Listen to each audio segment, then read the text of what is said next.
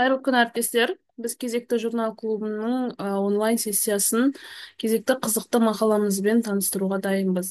Бүгін бізде қазақ мемлекеттік қазақ ұлттық медициналық университеті Санжар Асфендияров атындағы Қазақ медициналық университетінің екінші курс резидент неонатологы Байболова Гүлнұр Ергалиевна өз мақаласымен таныстыратын болады. Гүлнұр, бастай берсеңіз болады.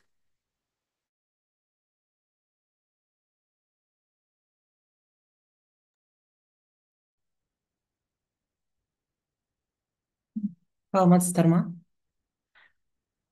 Здравствуйте, меня зовут Байболова Гульнура Иргалиевна. Я резидент-неонатолог второго курса Казахского национального медицинского университета имени Асфендиярова. Тема статьи – связь антенатальной терапии кортикостероидами и сульфатом магния с неврологическими исходами у крайне недоношенных детей. Дата публикации и журнал Offset Gynecol, автор манускрипт от 2021 года, июнь месяц. Авторы данной статьи Сэмюэл Джентл, доктор медицины, Валдемар Карло, профессор, и Новосиям Амбалаванан, профессор. План презентации, актуальность, введение, метод и материалы исследования, результаты исследования, обсуждения и выводы. Актуальность. Проверить основную гипотезу о том, что у крайне недоношенных детей, подвергающихся антенатальному воздействию как сульфата магния, так и антенатальных кортикостероидов, наблюдается более низкий уровень серьезных нарушений неврологического развития или смерти по сравнению с детьми, подвергающимися антенатальному воздействию только кортикостероидов. Введение. Антенатальная терапия предлагает уникальную возможность улучшить неонатальные исходы у недоношенных детей. Антенатальные кортикостероиды и сульфат магния приносят пользу недоношенным детям. В метаанализах крупных рандомизированных контролируемых исследований антенатальный сульфат магния снижал детский церебральный паралич, но не комплексный результат ЦРБ, ДЦП или смерти из-за тенденции к более высокой смертности в группе сульфата магния. Антенатальные кортикостероиды снижали смертность, респираторный дистресс-синдром, некротизирующий энтероколит и внутричерепное кровоизлияние, то есть внутрижелудочковое кровоизлияние в метаанализах и были связаны с более низкими показателями неблагоприятных неврологических исходов в наблюдательных исследованиях. Поскольку и антенатальные кортикостероиды, и сульфат магния могут обеспечивать неврологическую пользу, сочетание воздействия на плод обеих терапий может иметь аддитивную ценность.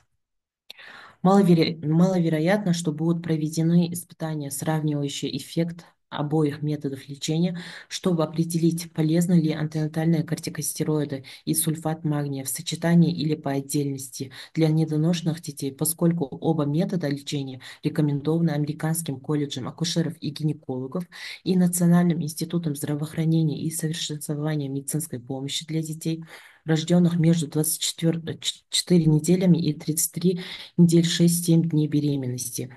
В этом исследовании использовались перспективно собранные данные наблюдательских исследований для сравнения частоты серьезных нарушений нейроразвития или смерти между младенцами, подвергающимся воздействию как антенатальных кортикостероидов, так и сульфата магния. И теми, кто подвергся воздействию только антенатальных кортикостероидов. Наша основная гипотеза заключилась в том, что среди недоношенных детей с гестационным возрастом от 22 недель до 26 недель 6-7 дней будут наблюдаться более низкие показатели смертности или серьезных нарушений неврологического развития у детей, подвергающихся воздействию как антенатальных кортикостероидов, так и сульфата магния по сравнению с детьми, подвергающимися воздействию только антенатальных кортикостероидов. материалы и методы исследования. В этой научной статье проанализировали перспективно собранные данные наблюдательских исследований из базы данных Generic Database и Follow-up Study сети неонатальных исследований Национального института здоровья детей и развития человека НРН для младенцев, родившихся в период с 1 января 2011 года по 31 декабря 2014 года с первоначальным анализом, начатым в сентябре 2018 года. Воздействие сульфата магния было впервые задокументировано в НРН в 2011 году, что исключило более раннее окно анализа. Это было перспективное наблюдательное исследование младенцев, 3093 младенцев в возрасте от 22 недель до 26 недель 6-7 дней гестационного возраста, родившихся с 2011 года по 2014 год в больницах Neonatal Research Network. Первичным результатом было тяжелое нарушение развития нервной системы или смерть в течение 18-26 месяцев скорректированного последующего наблюдения на основе воздействия антенатальных кортикостероидов и сульфата магния или только антенатальных кортикостероидов. Вторичные результаты включали компоненты тяжелого нарушения развития нервной системы по группе воздействия и сравнения тяжелого нарушения развития нервной системы или смерти между младенцами, подвергающимися воздействию как антенатальных кортикостероидов, так и сульфата магния, с младенцами, подвергающимися воздействию только сульфата магния или не подвергающимся воздействию ни антенатальных кортикостероидов, ни сульфата магния. Модели логистические регрессии, скорректированные с учетом фоновых характеристик. Результаты исследования. Младенцы, подвергающиеся воздействию как антенатальных кортикостероидов, так и сульфата магния, имели более низкий уровень тяжелых нарушений нейроразвития или смерти. 813 младенцев из 2239, что составляет 36,3%. По сравнению с младенцами, подвергающимися воздействию только антенатальных кортикостероидов, 225 из 508 младенцев, которые составляют 44%, 44,3%. Только сульфата магния 47 из 89 младенцев или ни одной из терапии 121 из 251 младенцев, которые составляют 48,2%. Аналогичным образом младенцы, подвергающиеся воздействию как антенатальных кортикостероидов, так и сульфата магния, имели более низкий уровень смертности по сравнению с одной из терапий или ни одной из них, но уровень тяжелых нарушений нейроразвития среди выживших не различался между группами воздействия. В этой таблице показаны демографические клинические характеристики по группам воздействия. Масса тела при рождении, гестационный возраст, мужской пол, небелая раса, многоплодные роды, малый вес для гестационного возраста, образование матери среднее или ниже, отсутствие частного страхования материнства. Масса тела при рождении 720. Они принимали антенатальные кортикостероиды плюс сульфат магния при гестационном возрасте 25 недель 3 дня.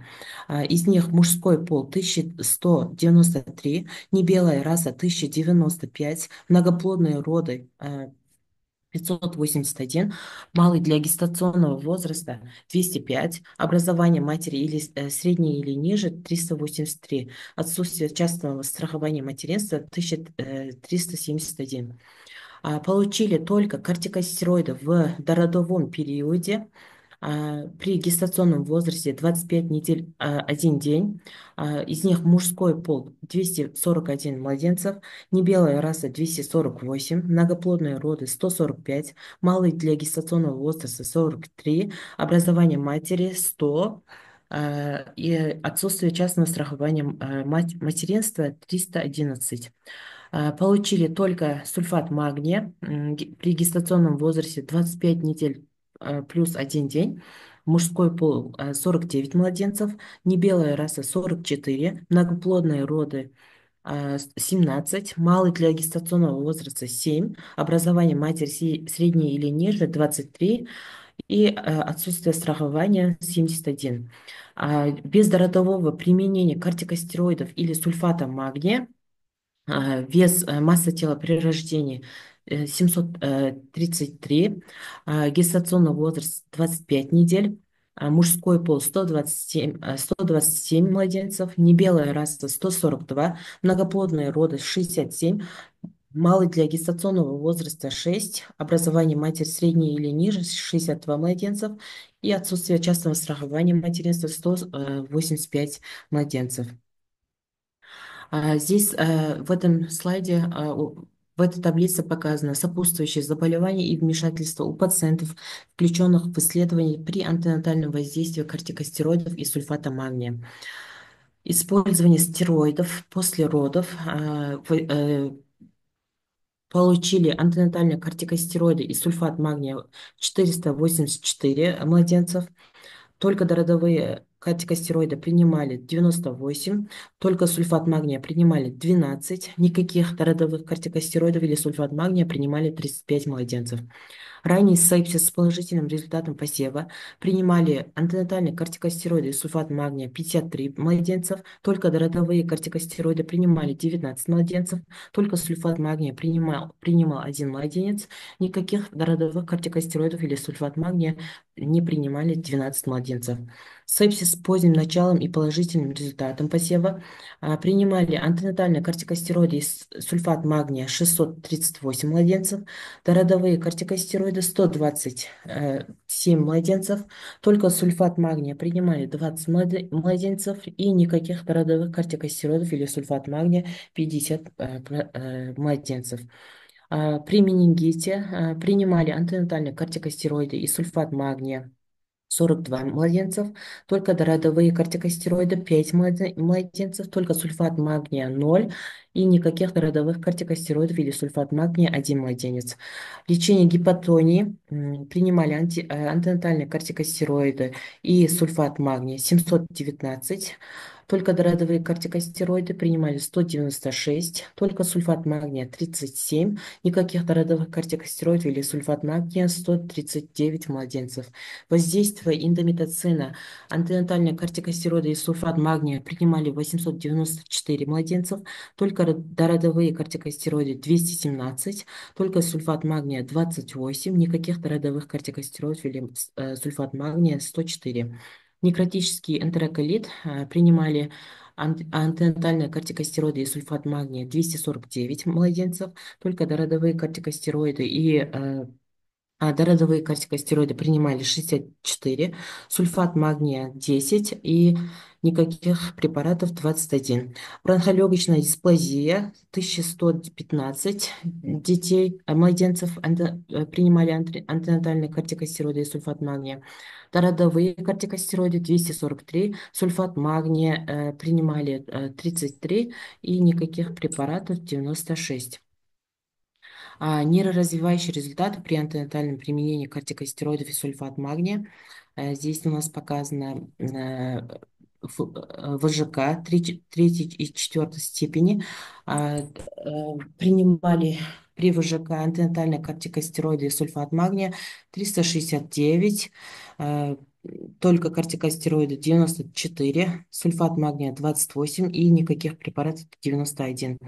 Любое ВЖК 718 младенцев принимали антенатальные кортикостероиды и сульфат магния, только дородовые кортикостероиды 168, сульфат магния 42 и никакие препараты 134. Смерть 475, принимали два препарата, только дородовые кортикостероиды 140, только сульфат магния 30 и никакие препараты 89. Любой ВЖК или смерть 998 принимали два препарата, только дородовые кортикостероиды 255, только сульфат магния 56 и никакие препараты 166. Любое ВЖК у выживших 523 принимали два препарата, только дородовые кортикостероиды 115 и сульфат магния 26 младенцев и никаких дородовых кортикостероидов 77.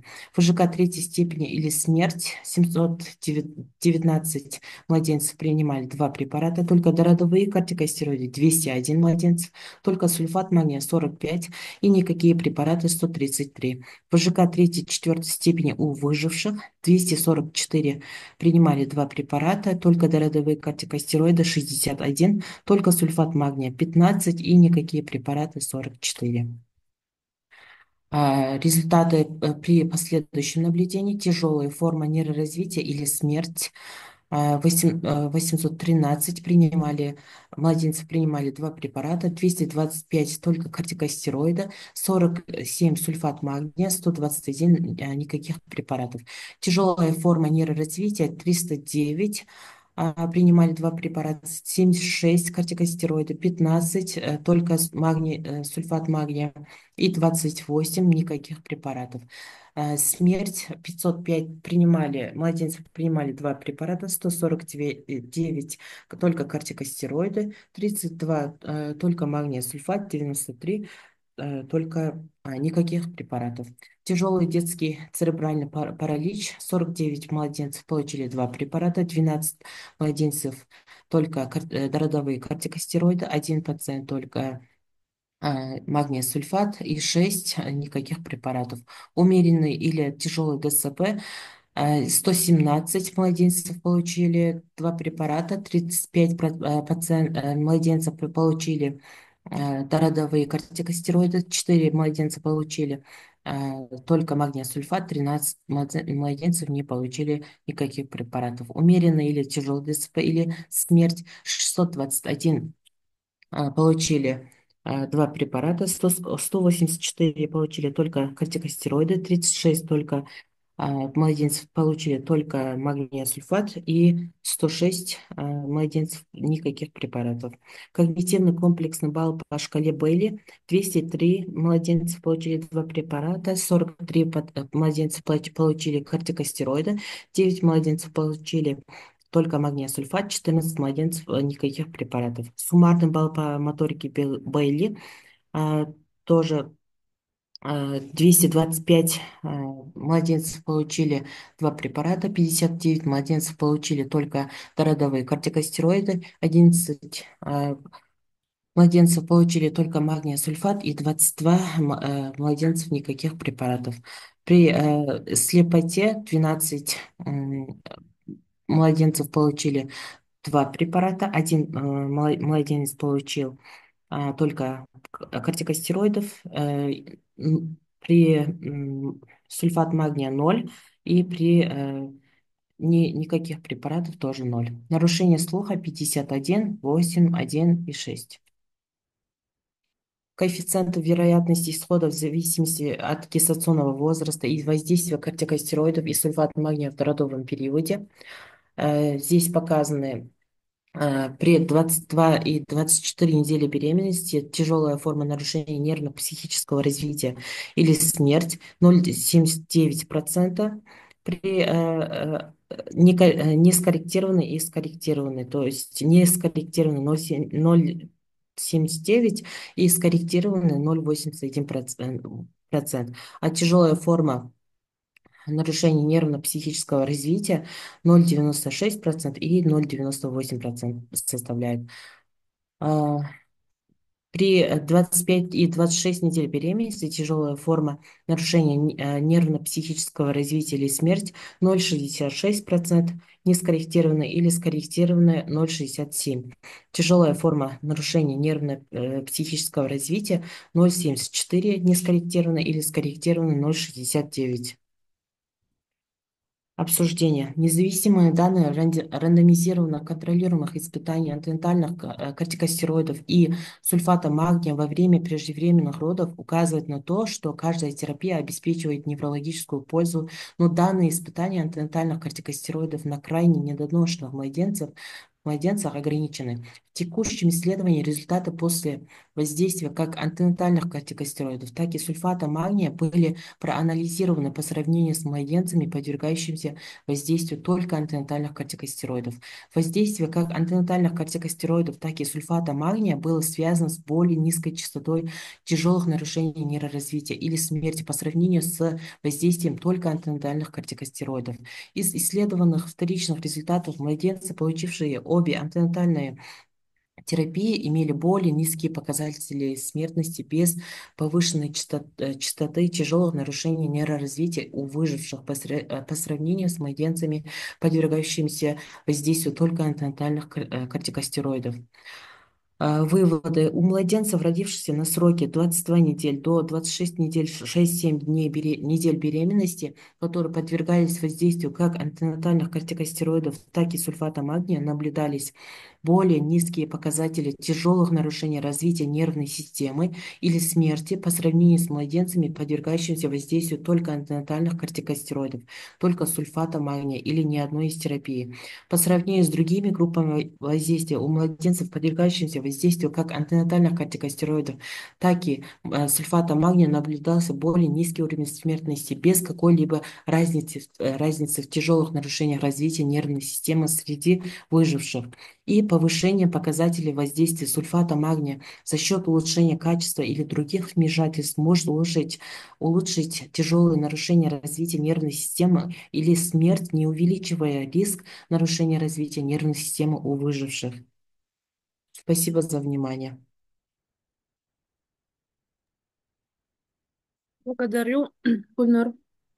Э, Ақпарат өте пайдалы болды деп ойлаймын. Құрметті әріптестер, сұрақтарыңыз болса, қойсаңыздар болады.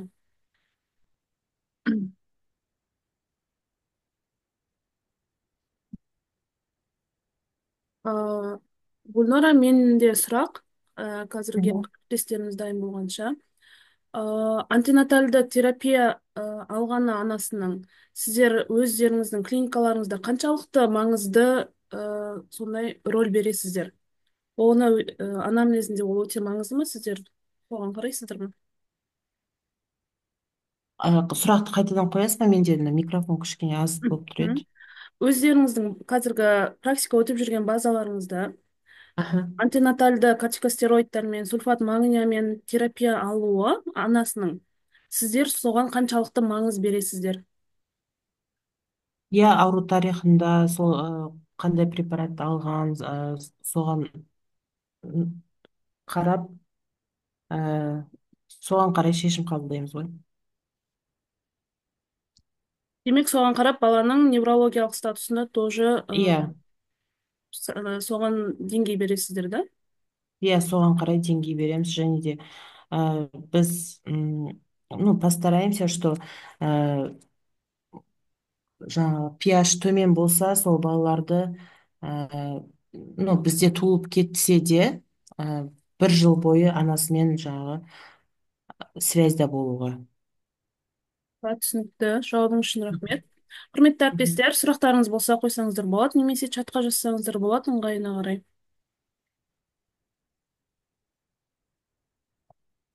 М, Түсінікті. Гүлнұр Ергалиевна, докладыңыз үшін рахмет. Өте қажетті ақпарат болды деп ойлаймын. Өйткені бұл бізде практикада ең маңызды ә, рөлдер ойнайды. Әрине бізде ең көп маңыз беретініміз осы өте шала туылған нәрестелер болғандықтан. Мгм. Құрметті әріптестер, бұл баяндама видео түрінде YouTube каналына жүктеледі. Сол жақтан қайталап көрсеңіздер болады. Гүлнара, Рахмет рахмет. үлкен. Сау болыңыздар. Мгм. Сау болыңыз, рахмет.